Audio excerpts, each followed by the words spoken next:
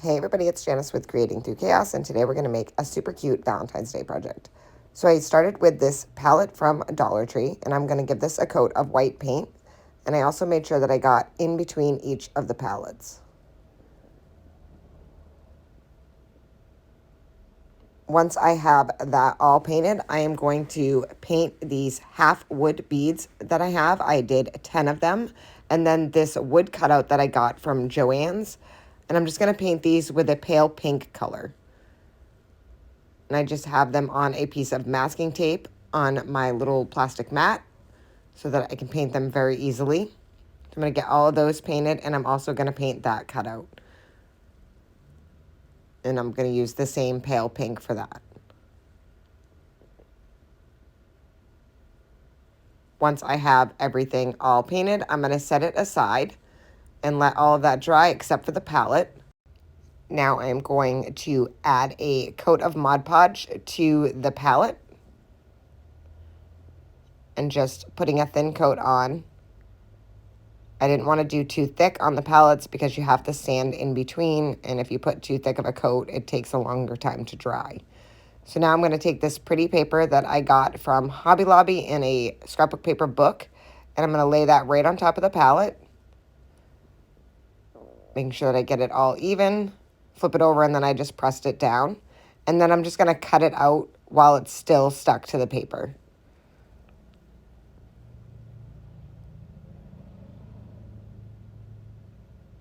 And then I'm going to let that dry.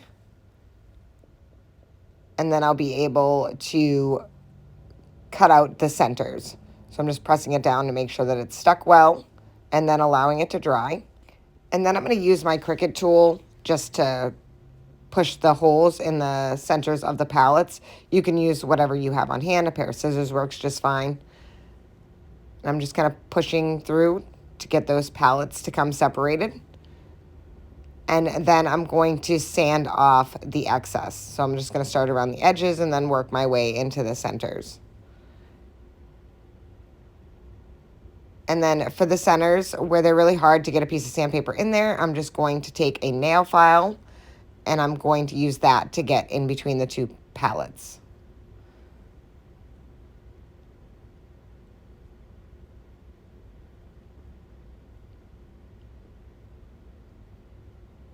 And then once I have it all sanded and all cleaned up, I'm going to take that cutout from Joann's and I'm going to hot glue that right to the center.